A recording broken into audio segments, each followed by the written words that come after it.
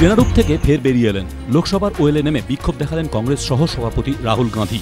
দেশজুড়ে সাম্প্রদায়িক হিংসা বাড়ছে, এই দাবিতে সংসদে প্রশ্নোত্তর পর্ব স্থগিত রেখে আলোচনার দাবি জানায় কংগ্রেস। কিন্তু সেই প্রস্তাব খারিজ করে দেন লোকসভার অধ্যক্ষ সুমিত্রা মহাজন। তারপরই রাহুল গান্ধীর নেতৃত্বে ওয়েলে নেমে বিক্ষোভ দেখান কংগ্রেসের সাংসদেরা।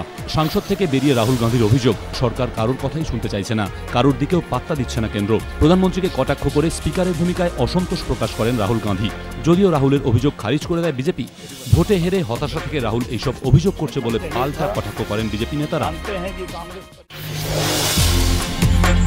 যাদবপুর বিশ্ববিদ্যালয়ের সল্টলেক ক্যাম্পাসে মনীষ রঞ্জনের অস্বাভাবিক মৃত্যুর ঘটনায় নয়া মোড়। মনীষকে খুন করা হয়েছে বলে অভিযোগ তাঁর পরিবারের। বিধাননগর দক্ষিণ থানায় খুনের অভিযোগ দায়ের করল মৃতের পরিবার। যাদবপুর বিশ্ববিদ্যালয়ের সল্টলেক ক্যাম্পাসে হোস্টেলের ঘর থেকে আইটি ফাইনাল ইয়ারের ছাত্র মনীষ রঞ্জনের ঝুলন্ত দেহ উদ্ধার করা হয়। বিশ্ববিদ্যালয় সূত্রে খবর, বিশ্ববিদ্যালয়ে ক্যাম্পাসিংয়ে আসে এক বহুজাতিক সংস্থা, সেখানে সুযোগ পাননি মনীষ। ক্যাম্পাসিংয়ে ভালো চাকরি না পাওয়া হতাশার জেরেই এরকম ঘটনা ঘটছে বলে সন্দেহ প্রকাশ করেন বিশ্ববিদ্যালয়ের আধিকারিকরা। আজ মনীষের দেহে আঘাতের চিহ্ন দেখতে পান তাঁর আত্মীয়রা।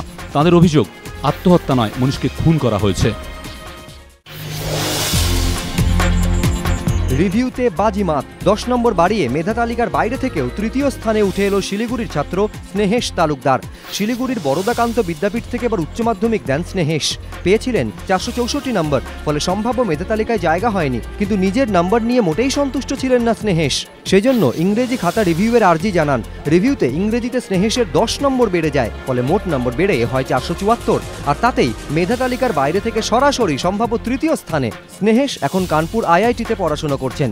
এতদিন পরে হলেও তার সাফল্যের খবরে খুশি পরিবার। তবে বাবা মায়ের আক্ষেপ, ঠিকমতো খাতা দেখা হলে পরীক্ষার ফল প্রকাশের সময়ই এই আনন্দ উদযাপন করা যেত। স্নেহেশের স্কুলের প্রধান শিক্ষকেরও অভিযোগ, যে শিক্ষক খাতা দেখেছেন তার গাফিলতিতেই প্রাপ্য সাফল্য পেতে দেরি হলো স্নেহেশের। সল্টলেকে পরিচারিকাকে লাগাতার ধর্ষণের অভিযোগ, গ্রেফতার অভিযুক্ত। সল্টলেকের বিএ ব্লকের একটি বাড়িতে পরিচারিকার কাজ করতেন বছর 19-এর এক তরুণী।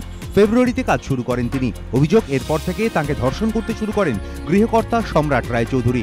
গত মাসে ওই তরুণী কোনো রকমে পালিয়ে গোসাবাই নিজের বাড়িতে চলে যান। বাড়িতে ফিরে প্রথমে কাউকে কিছু না বললেও কিছুদিন পরে ঠাকুমাকে সব কথা বিস্তারিতভাবে জানান তিনি। এরপরই পরিবারের তরফে গোসাবা থানায় অভিযোগ দায়ের করা হয়। গোসাবা থানা বিধাননগর উত্তর থানাকে বিষয়টি জানায়। এরপরই মঙ্গলবার অভিযুক্তকে ডেকে পাঠায় পুলিশ। ধর্ষণের অভিযোগে মামলা রুজু করে গ্রেফতার করা হয় অভিযুক্তকে।